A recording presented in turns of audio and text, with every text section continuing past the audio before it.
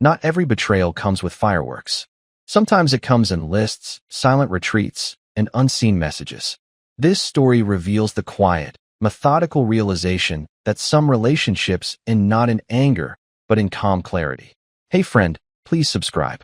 1 second for you. Big deal for me. It started with a toothbrush, or more specifically, the absence of one. The blue one I always used.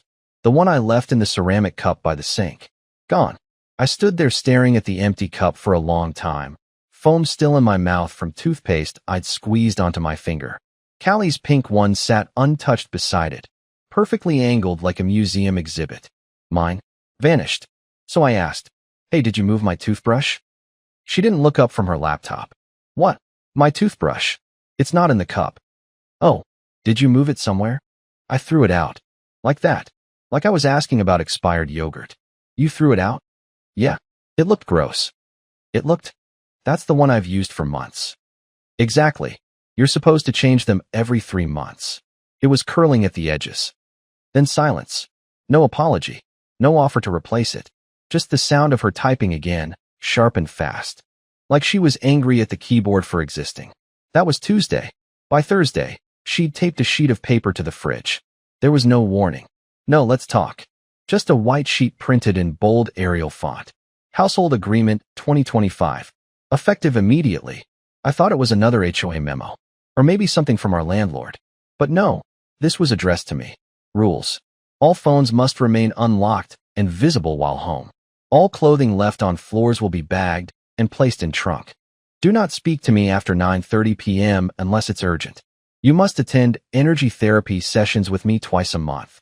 You must not discuss our private life with your brother. Do not question my time away. Trust is the foundation. No more pity sighs or passive-aggressive comments. Sign below to confirm agreement. Or we reevaluate everything. It was signed already. Scally and Branwen. There was a line waiting for me to sign underneath. No space for discussion. Just a blank space, like silence printed. That same night, her 3 friends came over. They brought white wine and too loud laughter. I stayed in the bedroom and listened through the wall. They talked about me like I was a failed product review. "Girl, you're way too patient. At least you're giving him a chance." Mine wouldn't even get a list, just the papers. "Make him sign. And if he blinks too hard, go nuclear." They laughed. All of them. Even Callie, the one who used to rub my temples when I got migraines and whisper made-up lullabies. I stared at the wall, heart thudding like I was being hunted. And then something inside me just shut off. Not exploded. Not burned. Just clicked off. Like a fridge light. Quiet. Cold. The next morning, I opened my bottom drawer, the one behind the socks, and pulled out the file I hadn't looked at in 3 years. Illinois petition for dissolution of marriage. Blank. Unused. But printed. Just in case. I put it on the counter beside the list. I didn't leave a note. I didn't sign hers. Just left both papers side by side. And went for a walk. I needed time to remember who I was before toothbrushes went missing and love started arriving on printer paper. When I got back from my walk, the papers were gone. Not moved. Not shuffled. Gone. The fridge list. The unsigned divorce form I left beside it. The 2 things I thought would spark a conversation, maybe even a breakdown or a breakthrough, vanished without a trace. No text. No post-it. No passive-aggressive coffee mug turned toward me like a message. Just nothing. She was in the living room, legs crossed, scrolling something that made her smirk faintly. Probably one of those divine feminine accounts she'd been obsessed with lately. She didn't look up. "Hey," I said. "Hey." That was it. I stared at her, waiting for any kind of shift, tension in her jaw, a flicker in her eyes. But she gave me nothing. The silence felt like walking into a room that had just been cleaned after a crime scene. "So the list?" I asked, trying not to sound too fragile. She finally glanced up, as if surprised I was still speaking English. "What about it?" "You took it down." I updated it. "What?" "It's on Google Drive now," she said flatly. "Shared folder. I sent you the link." I pulled out my phone. Sure enough, there it was. A new file titled, Ruben Behavior 2025_V2. PDF. She'd versioned it. Like it was a software patch. I opened it. There were new rules. Rule 11. You are no longer to speak negatively about yourself out loud. It's unattractive. Rule 12. Stop sighing when you fold laundry. It's manipulative. Rule 14. If you feel the urge to argue, write it in your journal instead. I don't have the bandwidth. I stopped reading after Rule 15. If you're confused by my expectations, reflect harder. You're not dumb. I felt something unfamiliar settle into my chest. Not sadness, not anger. Something drier. Like a recognition I'd walked into a play where everyone already knew their lines except me. You read the other paper, right? I asked. She paused. What paper? The one I left next to yours. Blank expression. The divorce document. Nothing. Then she blinked once, slowly, and said, "Oh, that." I waited. She stood up, walked over, and kissed me on the cheek. Not warm, not cold, just deliberate, and said, "You'd never go through with it." Then she walked to the bedroom and closed the door. I stood there staring at my own reflection in the dark microwave screen, wondering if she was right. The thing is, I don't know if she is. But that night, while she slept like someone with no weight on her conscience, I was in the kitchen, printing out the photos I'd quietly taken of her phone screen 2 nights ago. Screenshots of a text thread with a contact saved as Artie, trainer flexed biceps. The messages weren't graphic, but they weren't nothing. And I had a feeling that Artie didn't know she was married. I told myself I wasn't going to look him up. But at 2:13 a.m., after staring at the ceiling for almost an hour, I gave in. I typed his name, or at least what I knew of it, into Instagram. Arthur Klein, personal trainer. There were 4 accounts. One of them had the same flexing arm emoji in the handle. That was enough. I clicked it. It was him. No question. 2 mini shirtless mirror selfies, motivational quotes in all caps, and boomerang stories of smoothies being poured in slow motion. But what caught my eye wasn't the content. It was something else entirely. One of his pinned highlights was called TG Weekend. I tapped it. Clips of a mountain lodge, a hot tub, a fireplace, laughter behind the camera, a woman's voice saying, "Wait, redo that one." My hair looked weird. It was Callie. Her voice. Casual. Natural. She wasn't visible in the clips. But her voice was unmistakable, especially to someone who used to fall asleep with it whispering, "Just one more episode," every night. I felt my face flush hot. She told me that weekend was for her energy retreat, silent, restorative, device-free. I respected it. Even joked that I'd try not to burn the house down while she was gone. Meanwhile, she was filming smoothie stories and laughing with a man who used emojis in his contact name. The worst part? I wasn't even surprised. Not really. Just embarrassed. Like I was the last person at a party who didn't realize everyone else had left hours ago. I closed the app and sat there in the dark, hands shaking slightly. Not with rage. Just that weird, buzzing feeling you get when you realize you've been too passive for too long. The next morning, I made her coffee. Same way as always. Almond milk, 1 pump of sugar-free vanilla, cinnamon on top.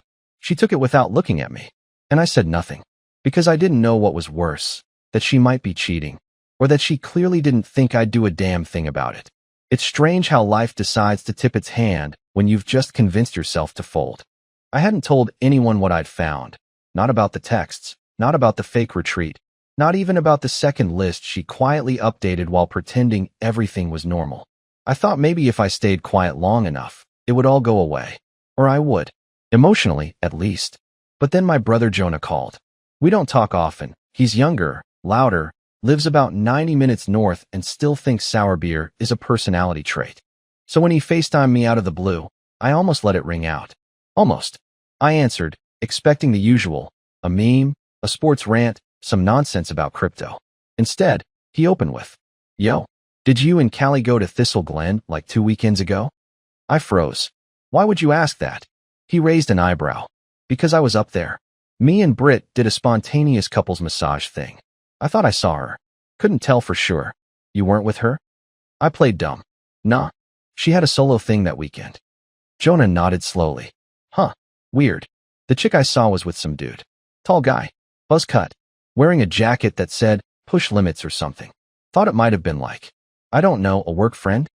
My mouth went dry. That was him. Artie. That's what his dumb fitness brand was called. Push Limits Wellness. It was all over his profile, right next to captions like, "No cheat days, just cheat people collision," or some equally poetic garbage. I laughed nervously. Probably wasn't her. Tons of people look like her. Could have been anyone. He shrugged. Yeah, I guess. Just thought it was weird how the girl ducked out of the lobby when she saw me. We changed the subject after that. He told me about a new tattoo. I nodded and pretended to listen, all while my stomach folded into itself like bad origami. After we hung up, I sat on the edge of the bed and stared at the floor for a long time. The facts were no longer floating pieces. They were lining up now. A voice, a lodge, a trainer, a deleted toothbrush, a witness. I wasn't guessing anymore. And yet, I still hadn't confronted her. I couldn't explain it if I tried. Some combination of fear, pride, and pathetic loyalty. Like if I just gave her one more chance to come clean, maybe she would. Maybe it would all be some twisted misunderstanding. A bad face. A final test. But she didn't. That night, she came home late. Again, smelling like citrus body spray and someone else's cologne. She tossed her keys into the bowl and gave me a tired kiss on the cheek like I was a roommate who overpaid rent. And I let her. Because I wasn't ready yet. Not to scream. Not to cry. Not even to ask a single question. But I was getting closer. And I had a plan. I waited until Saturday. She was home, lounging on the couch in that oversized hoodie she only wore when she was fully comfortable. The one with the torn sleeve and the bleach stain near the pocket. Her guard was down. That mattered. I sat across from her and pulled out the printed screenshots. The ones from Artie's Instagram story, with her voice in the background. I didn't hand them to her. Just laid them gently on the coffee table. She glanced at them, then back at me. Blinked. Nothing on her face. Not guilt. Not panic. Not even a twitch. Just that neutral expression she wore when she was filtering through her own thoughts. You want to explain this? I asked. My voice was low, almost too calm. My hands didn't shake, but my jaw was tight. She leaned forward, picked up one of the photos, and tilted her head. Then she laughed. A short, dry, almost disappointed kind of laugh. Like I'd shown her a drawing a child made and asked if it was valuable. That's what this is about, she said. You've been sulking all week because you went snooping on Instagram. You lied to me. No, I didn't. I told you I needed space. I didn't give you every detail because I knew you'd react like this. Like what? Like a martyr. Like a victim. Like someone who's never done anything wrong. Her words were sharp, rehearsed. Not the kind that come out in the moment. The kind you sharpen in your head over several days, waiting for the chance to use. You went to a romantic lodge with a guy from your phone named Trainer Flexed Biceps. You were in his stories. She shrugged. We're friends. We've trained together for months. You wouldn't know that because you never ask. That last part hit harder than I expected. It wasn't true, but it felt like it might be, which somehow made it worse. Are you sleeping with him? I asked. She didn't answer. Not yes. Not no. Just silence. And then, finally, with zero emotion, it's not that simple. That was when I knew. There was no fight. No screaming. No begging. Just air. Cold, empty air between two people sitting on opposite sides of something already broken. I didn't say another word. I just got up, walked into the bedroom, and quietly opened the drawer where I'd kept the divorce forms. Because now, it was that simple. Filing the paperwork was easier than I thought it would be. Cold, sure. Quiet. But not painful. The clerk didn't look at me with pity or ask any questions. I just signed what needed signing, paid the fee, and walked out with a thin stack of official sadness in a manila folder. It felt less like an ending and more like hitting a fire alarm. The kind you're not supposed to touch unless it's really burning. And by the time you do, everything already smells like smoke. I didn't tell her right away. I waited 3 days. Let the silence breathe. She kept going about her life, coming home late, texting with her screen tilted away, leaving me out of conversations, but still expecting me to refill the Brita. On the third night, I left the folder on the kitchen table. No drama. Just placed it there and sat across from it, waiting. She came in around 8:40 p.m., earbuds in, humming something under her breath. When she saw the folder, she stopped. What's this? She asked. I didn't answer, just watched her open it. She pulled the first page out, scanned the title. Her hand froze halfway down the sheet. She looked up at me, blinking slowly. You're filing for divorce? I nodded. There was a beat of silence. And then, just like that, her eyes welled up. Not fury, not guilt. Hurt. You're seriously doing this to me? She said, voice cracking. After everything I've done to hold us together? I felt my chest tighten. Callie, you gave me a list of rules like I was a child. You went on a weekend trip with another man and called it a retreat. You lied. Her voice rose. Because I had to. You shut down every time I tried to talk to you. You act like a victim and expect me to fix it all. You laugh when I asked if you cheated. Because I knew you'd twist whatever I said. Because I was exhausted. The air between us was thick. We weren't talking anymore, just exchanging emotional smoke signals, trying to burn each other down with what little we had left. I didn't cheat, she finally whispered. Not in the way you think. What way is that exactly? She didn't answer. Instead, she turned away, walked into the bedroom, and closed the door, softly, almost sadly. And for the first time in weeks, I realized something I hadn't let myself admit until right then. She wasn't the only one who had stopped trying. I stayed at a friend's place for a few days after that night. It wasn't planned. I just packed a bag and left. No big announcement, no slammed doors. I texted her once I was already gone.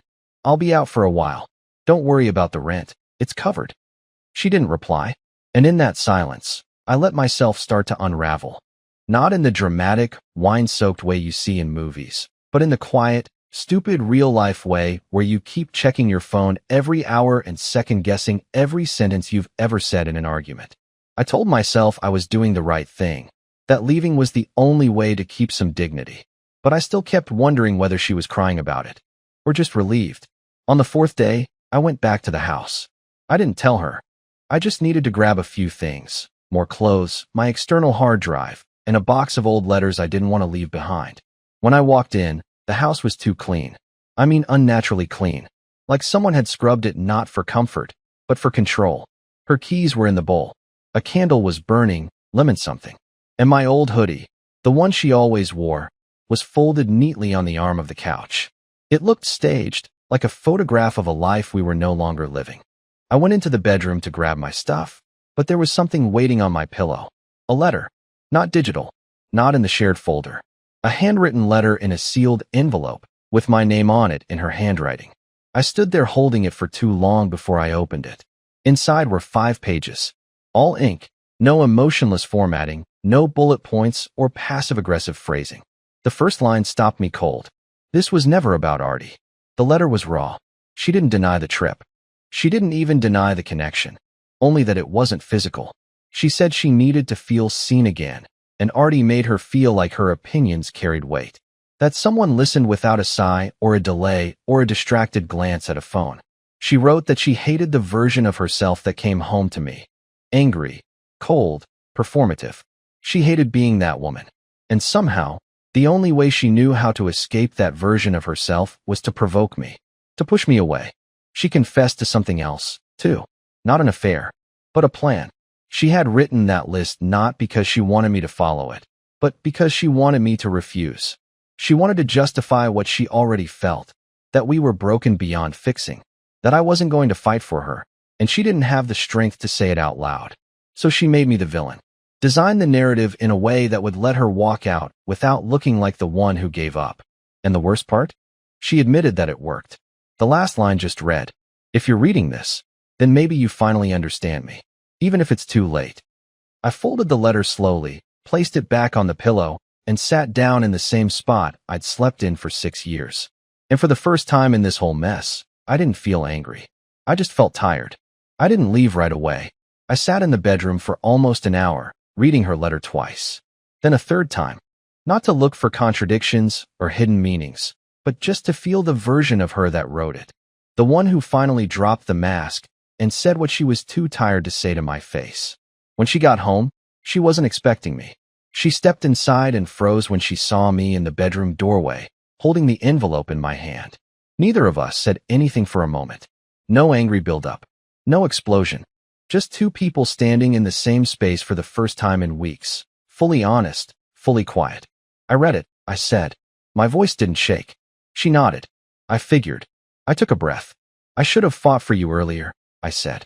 "But not by following your rules. Not by performing. I should have just seen you." Her eyes softened. "I didn't make it easy." "No, but I wasn't exactly showing up as someone worth fighting for, either." She looked away for a second, then said something I'll never forget. "I think we just outgrew the version of love we started with." That hit deeper than any argument ever could. Because she was right. We stood in the kitchen for a while. Didn't touch. Didn't cry. Just stood. And then, quietly, We both agreed to sign the papers. No lawyers. No war. Just an understanding that love doesn't always fail. Sometimes it just finishes. But that's not the end. 2 months later, I moved into a small apartment near the lake. It's nothing fancy, but the light comes through the windows in the morning in a way that makes the floor glow. I bought new dishes,